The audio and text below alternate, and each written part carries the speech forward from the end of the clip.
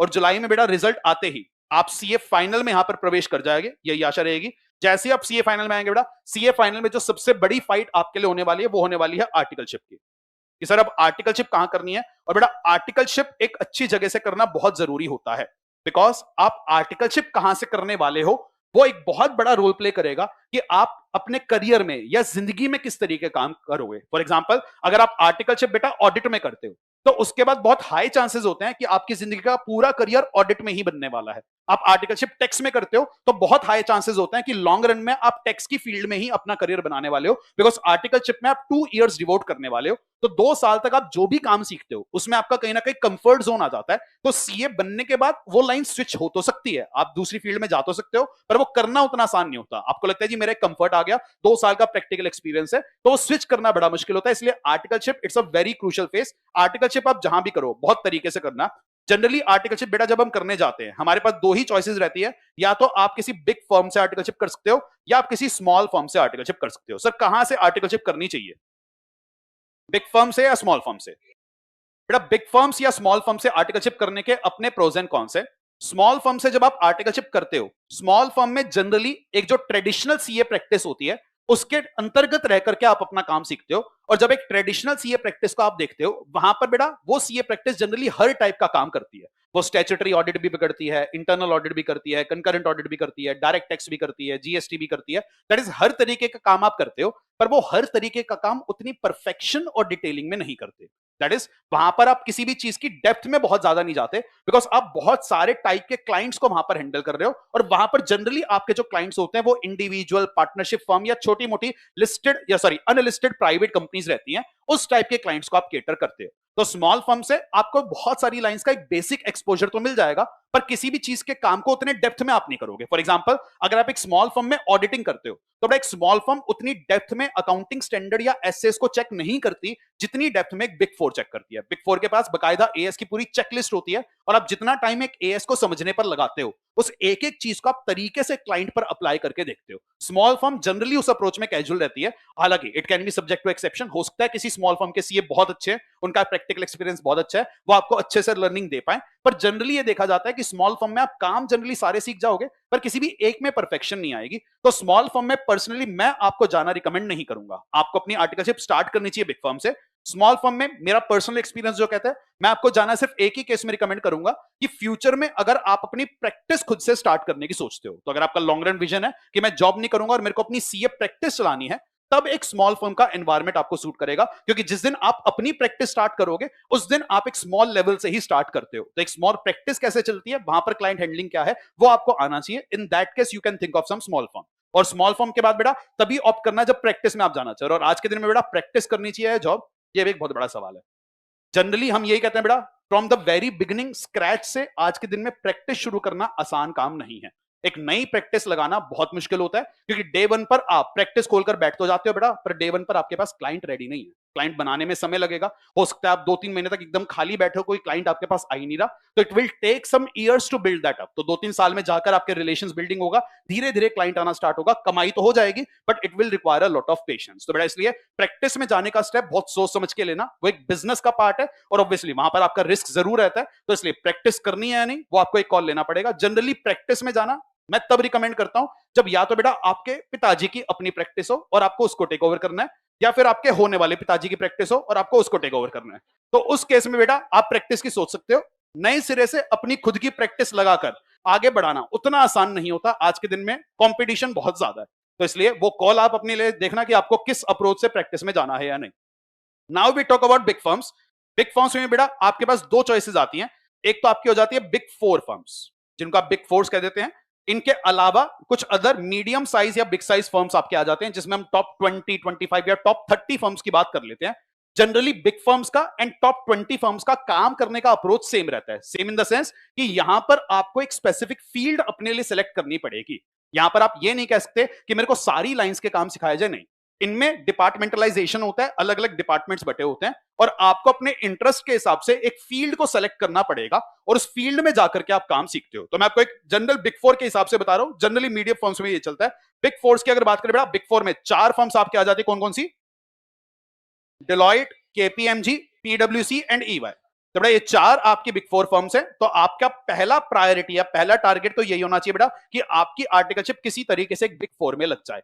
Big 4 से articleship करने का एक्सपीरियंस बेटा बहुत अच्छा रहता है, वहां पर आपके सीवी में बहुत अच्छा वैल्यूएडिशन होगा, काम आपको बहुत अच्छे से सीखने को मिलता है, लिस्टेड क्लाइंट्स, फॉरेन क्लाइंट, हर तरीके के क्लाइंट पर आप काम करते हो, यूएस यूके बहुत सारी जुरिस्डिक्शन के लोगों से आपके कनेक्टर बनते हैं, तो बिग 4 में काम करने का अपना वैल्यू है। और बहुत सी कंपनीज बेटा जब आप सीए बन जाओगे, सीए बनने के बाद आपको इंटरव्यू में सिर्फ तब बुलाती हैं कि या तो आप एक सीए फाइनल रैंक होल्डर हो या आपने आर्टिकलशिप बिग 4 से करी हो। दैट इज बहुत सारी कंपनीज का इंटरव्यू का क्राइटेरिया ही ये होता है कि आपको इंटरव्यू के लिए तभी बुलाएंगे if you are either a ranker या आपकी आर्टिकलशिप बिग 4 से। तो बिग 4 की आर्टिकलशिप की अपनी वर्थ रहती है, हर किसी को पता है अगर किसी ने बिग 4 से आर्टिकलशिप करी है तो उसकी आर्टिकलशिप डमी नहीं है, उसने एक्चुअली में काम सीखा होगा, काम उसको आता है, इसलिए मार्केट बिग 4 की आर्टिकलशिप को रिस्पेक्ट करेगी। तो इसलिए पहले टारगेट आपका यही होना चाहिए बेटा कि किसी तरीके से बिग 4 में आपकी आर्टिकलशिप लग जाए।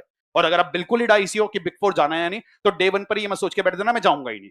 एटलीस्ट बिग 4 का इंटरव्यू देने जरूर जाना और इंटरव्यू को क्रैक करने के बाद डिसाइड करना कि जी अब मेरे को क्या ये बिग 4 के अंदर आर्टिकलशिप करनी है या नहीं। तो पहले से मैं सोचना करनी नहीं, एटलीस्ट वो ट्राई करके देखो कि क्या आप उस चीज को अचीव कर भी सकते थे या नहीं, क्या आपको वो इंटरव्यू क्रैक हो सकता था या नहीं।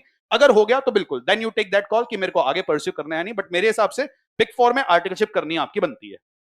बिग 4 में जब आप आर्टिकलशिप के लिए जाओगे बेटा, डे 1 पर जिस दिन आप अपना सीवी फॉरवर्ड करोगे कि मेरे को बिग 4 में आर्टिकलशिप करनी है, उसी दिन आपको बताना पड़ेगा कि आप किस डिपार्टमेंट में आर्टिकलशिप करने वाले हो। दैट इज डे 1 पे ही आपको ये क्लियर होना चाहिए कि मैं इस फील्ड के आर्टिकलशिप करने वाला हूं। फील्ड्स का बाइफर्केशन जो नॉर्मली चलता है बिग 4 में, वो कैसे चलता है बेटा, एक फील्ड तो वहां पर जनरली आ जाती है आपकी ऑडिट की, एक फील्ड आ जाती है बेटा आपकी डायरेक्ट टैक्स, और एक फील्ड आ जाती है आपकी इनडायरेक्ट टैक्स या आप कह सकते हो जीएसटी। थोड़ा जनरल ये बाइफर्केशन चलता है। इसके अलावा भी बिग 4 में कुछ स्पेशलाइज्ड डिपार्टमेंट हो सकते हैं, फॉर एग्जांपल वैल्यूएशन के, फॉर एग्जांपल ड्यू डिलिजेंस के। जनरली वहां पर एक सीए आर्टिकल को हायर नहीं किया जाता, सीए आर्टिकल को जनरली इन्हीं डिपार्टमेंट्स में हायर किया जाता है। पर बेटा जब आप इन डिपार्टमेंट्स में हायर होते हो, इसमें भी फर्दर सब कैटेगराइजेशन होता है, मतलब आप सीधे नहीं कह सकते कि मेरे को ऑडिट में हायर कर लो, क्योंकि ऑडिट की फील्ड भी फर्दर डिवाइडेड होती है, या तो इनटू स्टैट्यूटरी ऑडिट कि आप स्टैट ऑडिट में जा सकते हो, दैट इज फाइनेंशियल स्टेटमेंट का ऑडिट, या आप चाहो तो इंटरनल ऑडिट में जा सकते हो। इंटरनल ऑडिट को कुछ बिग फर्म्स में रिस्क एंड एडवाइजरी का नाम भी दिया जाता है, तो आप इंटरनल ऑडिट की फील्ड में आर्टिकलशिप कर सकते हो, या बेटा आप फॉरेंसिक ऑडिट में जा सकते हो। तो बेटा इस टाइप से सब कैटेगराइजेशन ऑडिट के अंदर भी होता है, और आपको इनमें से कोई फील्ड सेलेक्ट करनी होगी। At the very nascent stage आपको फॉरेंसिक ऑडिट का डिपार्टमेंट मिलना तो बड़ा मुश्किल है, क्योंकि अभी तक आपको बेसिक ऑडिट भी करना नहीं आता। जनरली आपके पास जो चॉइस रहेगी वो रहेगी इंटरनल ऑडिट की एंड स्टैट्यूटरी ऑडिट की। इन केस आप ऑडिट में जाने के लिए सोच रहे हो, बेटा मेरा पर्सनल राय हमेशा रहेगा आप सेलेक्ट करना स्टैट ऑडिट। इंटरनल ऑडिट आप कभी भी सेलेक्ट मत करना, बिल्कुल ही मजबूरी फंस गई, कोई और चॉइस ही नहीं है, तब बात अलग है।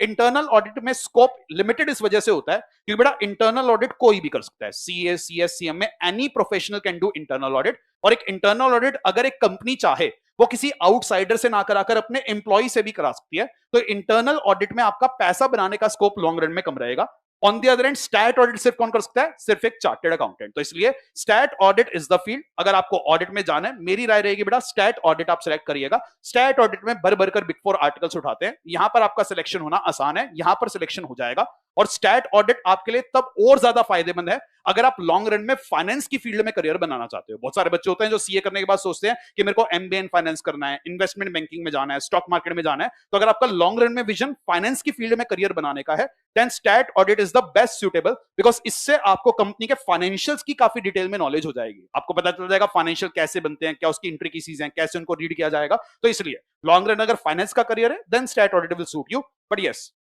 This comes with a point बेटा, अगर आप लॉन्ग रन में स्टैट ऑडिट ही करने की सोच रहे हो और स्टैट ऑडिटर की तरह ही आप काम करना चाहते हो, तो स्टैट्यूटरी ऑडिटर का अपनी आंसरेबिलिटी लॉन्ग रन में बहुत ज्यादा होने वाली है। दैट इज जैसे जैसे समय आगे बढ़ेगा, तो जो स्टैट्यूटरी ऑडिटर होगा वो जब भी किसी फाइनेंशियल पर साइन करेगा, उसकी पर्सनल लायबिलिटी वहां पर बहुत ज्यादा होती है। क्योंकि अगर आपने किसी गलत कंपनी की ऑडिट रिपोर्ट पर साइन कर दिया, तो कल को बेटा वहां पर आप फंस सकते हो। और आजकल कानून में ऐसे प्रावधान है जहां पर आप पर बहुत सारे फाइन भी लग सकते हैं, आपको जेल भी जाना पड़ सकता है। तो if you are going into statutory audit, long run में it comes with personal liability. Obviously तरीके से चलोगे, अच्छे से काम करोगे, वो दिक्कतें नहीं आनी है, पर वहां पर आपकी पर्सनल लायबिलिटी बहुत ज्यादा होगी। तो ये तो बात है बेटा आपकी ऑडिट की। जीएसटी जनरली एक ही डिपार्टमेंट रहता है, तो अगर लॉन्ग रन में आपका जीएसटी इनडायरेक्ट टैक्स का काम सीखने का मन है, तो बेटा आप जीएसटी डिपार्टमेंट में जा सकते हो। Coming down to direct tax, direct tax के डिपार्टमेंट को भी जनरली फर्दर सब कैटेगराइज किया जाता है। डायरेक्ट टैक्स को बेटा डिवाइड किया जाता है, एक तो आपका डिपार्टमेंट हो जाता है कॉर्पोरेट टैक्सेशन, जिसको कुछ बिग फोर्स कॉर्पोरेट टैक्स भी बोल देती हैं, इंटरनेशनल टैक्स भी बोल देती हैं। तो यहां पर बेटा आप जनरली बड़ी बड़ी कंपनीज का टैक्सेशन संभालते हो, और यहां पर आप इंडियन इनकम टैक्स के साथ साथ इंटरनेशनल टैक्स भी सीखते हो। सर इंटरनेशनल टैक्स का मतलब आप बेटा इनकम टैक्स एक्ट तो सीखोगे, साथ में जब भी इंडिया किसी दूसरी कंट्री के साथ DTAA साइन करती है, डबल टैक्सेशन अवॉइडेंस एग्रीमेंट, उनकी भी अंडरस्टैंडिंग आपको आएगी। और कुछ फॉरेन जुरिस्डिक्शन के टैक्स लॉज भी यहां पर आपको सीखने को मिलते हैं, बिकॉज यहां पर आपका क्लाइंट इंटरनेशनल क्लाइंट होता है जो मल्टीपल जुरिस्डिक्शन में ऑपरेट करता है। तो यहां पर आपके लिए फील्ड बहुत ग्रोइंग होने वाली है। This is one of the very very good fields जहां पर आप लर्निंग कर सकते हो। लॉन्ग रन में इसका स्कोप बहुत ज्यादा है, तो ये काफी अच्छी फील्ड में मानता हूं पर्सनली। मेरे हिसाब से it is one of the very growing field जो लॉन्ग रन में आपको हेल्प करेगी। अपार्ट फ्रॉम दैट एक फील्ड यहां पर और आ सकती है ट्रांसफर प्राइसिंग। जब आप डायरेक्ट टैक्स में जाते हो तो कुछ बिग फोर्स में अलग से डिपार्टमेंट होता है ट्रांसफर प्राइसिंग का।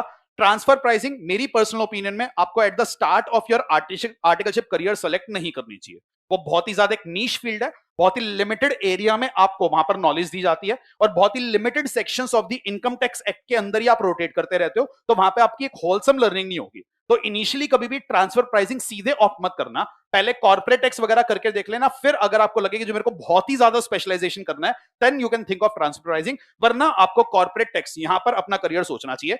Apart from corporate tax transfer pricing, direct tax को फर्दर कई बार सब कैटेगराइज कर दिया जाता है इनटू पर्सनल टैक्सेशन। तो कुछ बिग फोर्स में बेटा आपको पर्सनल टैक्स नाम से अलग से डिपार्टमेंट देखने को मिल जाता है, जिसको people advisory service, personal taxation, कोई भी नॉमेनक्लेचर वो दे सकते हैं।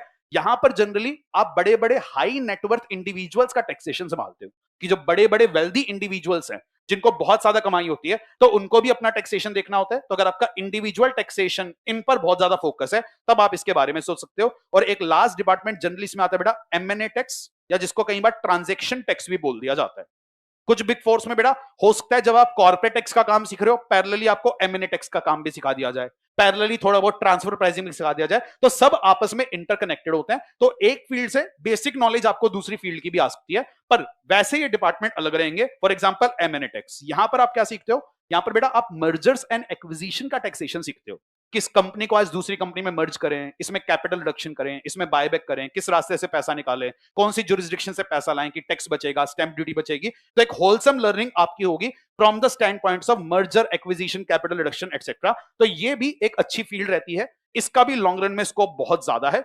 But generally big fours M&A tax इन फील्ड्स में at the initial point articles hire नहीं करते। मतलब कई बिग फोर्स की पॉलिसी होती है कि हम M&A टैक्स में आर्टिकल्स हायर ही नहीं करेंगे, कई बिग फोर कहते हैं हम टैक्स में ही आर्टिकल हायर नहीं करेंगे। तो कई बार बिग फोर्स टैक्सेशन में आर्टिकल हायर नहीं करती हैं, it can be subject to exception. कई बार बिग फोर्स ऐसा कर भी लेंगी, कई बार ओपनिंग्स आएंगी, पर टैक्स के अंदर जो आर्टिकलशिप की वैकेंसीज आएंगी वो ऑडिट के मुकाबले हमेशा कम रहेंगी। तो बेटा वहां पर आपकी फाइट बहुत ज्यादा रहने वाली है। तो अगर आपको टैक्स में ही आर्टिकलशिप करने का मन है, आपको बहुत प्रोएक्टिव बेसिस पर बिग फोर में लिंक्स निकालने पड़ेंगे, अपने CV भेजने पड़ेंगे, वो फाइट करनी पड़ेगी, तो वहां पर आपकी फाइट शुरू से ही स्टार्ट हो जानी चाहिए। वहां पर आर्टिकलशिप लगना इतना आसान नहीं होता। बिग फोर में इटसेल्फ आर्टिकलशिप लगना बड़ा मुश्किल है, और आपकी पसंदीदा डिपार्टमेंट भी आपको मिल जाए ये भी आसान नहीं है। अब सर हमें कैसे पता चले हमें कौन सा डिपार्टमेंट सेलेक्ट करना है?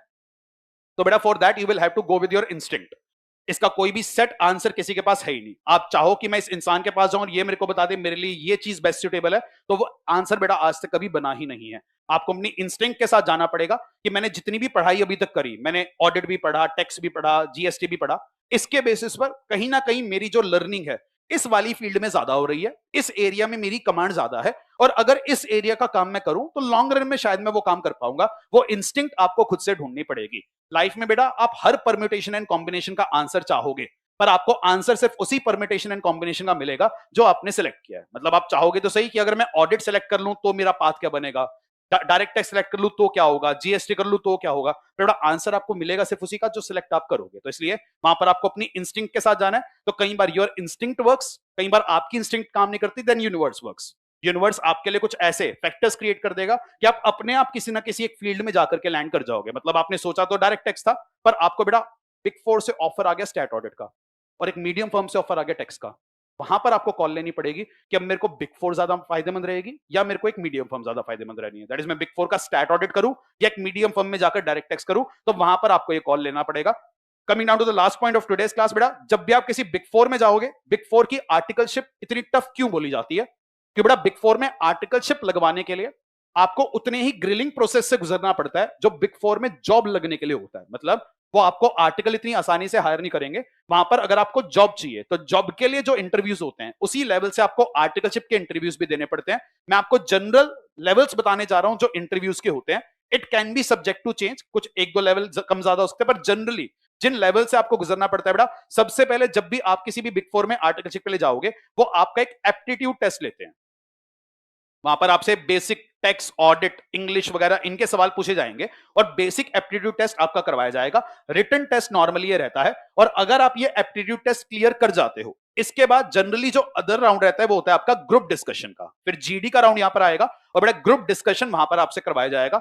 7-8-10 बच्चों को इकट्ठे एक रूम में रखा जाएगा, उनको एक टॉपिक दिया जाएगा, कोई भी रैंडम टॉपिक अपनी तरफ से एचआर ढूंढकर लाएगा, ऑन द स्पॉट आपको टॉपिक देगा, वहां पर आपको उस टॉपिक पर डिबेट करनी है। तो बड़ा जनरली ये जो दोनों लेवल्स होते हैं ये भीड़ को छांटने के लिए होता है, फिल्टरिंग डाउन करने के लिए, क्योंकि अगर एप्लीकेशन बहुत ज्यादा आ गई तो उनको फिल्टर करने के लिए ये दो लेवल्स रखे जाते हैं। तो एप्टीट्यूड टेस्ट होगा, जीडी होगा, उसके बाद जनरली आपका होगा एचआर राउंड, जहां पर उस फर्म का जो भी एचआर ह्यूमन रिसोर्स मैनेजर है वो एचआर मैनेजर आकर के आपका इंटरव्यू लेगा। अब बेटा जब एचआर आपका इंटरव्यू लेता है, एचआर को क्या बहुत ज्यादा ऑडिट लॉ पता होगा या टैक्स पता होगा? नहीं, बिकॉज ये उसका काम नहीं है।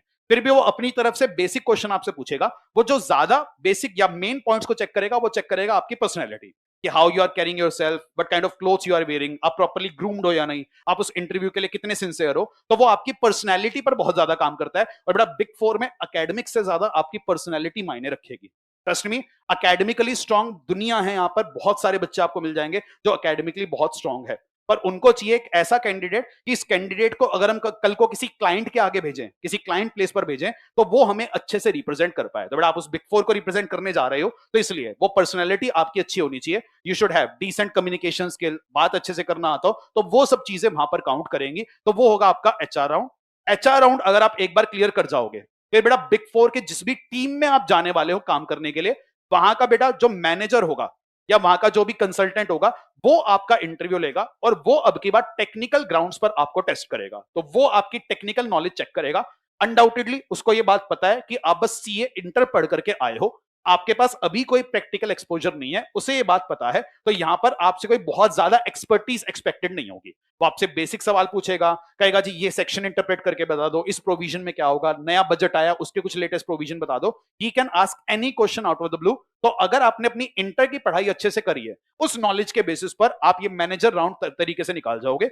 Once you are through the manager round, generally इसके बाद बेटा फिर एक डायरेक्टर राउंड होता है। जिस टीम में आप जाने वाले हो उसका डायरेक्टर भी आपका इंटरव्यू लेगा। और फाइनली बेटा आपका आएगा partner round.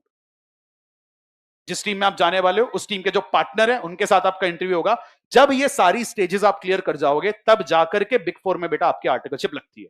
Obviously it can be subject to change, हो सकता है कोई बिग फोर डायरेक्टर राउंड ना रखे, कोई बिग फोर जीडी ना रखे, तो it can be subject to change. तो वो डिपेंड करता है नंबर ऑफ कैंडिडेट्स पर।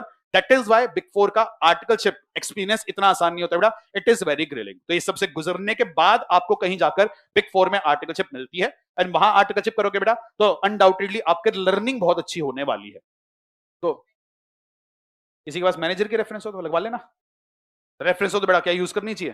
बिल्कुल यूज करो। और किस लिए क्या करोगे उसका? तो रेफरेंस है तो बिल्कुल यूज करो बेटा। बिना इंटरव्यू दिए सिलेक्शन करने के लिए शायद सिर्फ मैनेजर की रेफरेंस नहीं चलेगी, या तो मैनेजर की पार्टनर से बहुत अच्छी बनती हो तो मैनेजर कह देगा जी इसको रख दो। पर जनरली ऐसा नहीं होता।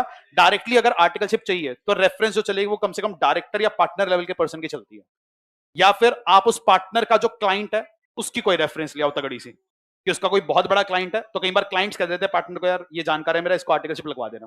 तब तो रेफरेंस है तो बेटा इस्तेमाल कर लेना, कोई बुराई नहीं है, तो उसमें कोई शर्म नहीं है। होम मिनिस्टर की चल जाएगी? अरे होम तुम्हारी जॉब सीधा बीसीसीआई में लगेगी, क्या बात कर दी तुमने?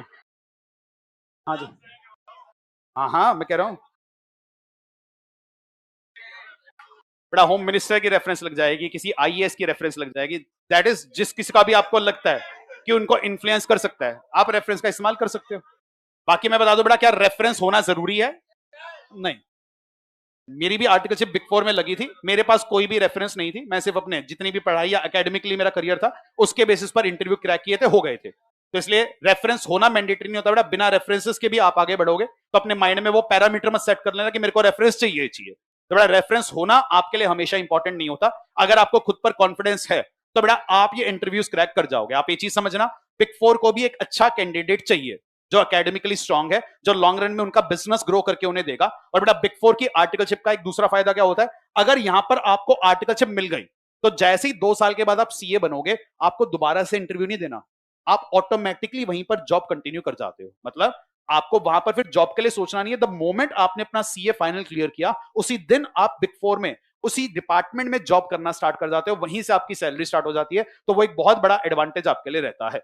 तो इसलिए ये अप्रोच आप बना सकते हो। अनडाउटेडली अगर बिग फोर नहीं मिलती है, that is not the end of the road. उसके बाद भी काफी सारी बिग फर्म्स हैं, स्मॉल फर्म्स हैं, जहां पर आपको काम सीखने को मिल सकता है, पर उसके लिए आपको उस पूरे ग्रिलिंग प्रोसेस से गुजरना पड़ेगा। तो इसलिए बेटा आपकी फाइट यहां पर खत्म नहीं होती है। अगर आपको लगता है कि सीए इंटर क्लियर करके मेरी रैंक आ गई, मैं पास हो गया और मेरा रास्ता समाप्त हो गया, नहीं, ये फाइट चलती रहेगी। अभी आर्टिकलशिप के लिए चलेगी, आर्टिकलशिप क्लियर हो गई और सीए फाइनल क्लियर कर गए, फिर जॉब के लिए चलेगी, जॉब क्लियर हो गई उसके बाद प्रमोशंस के लिए चलेगी।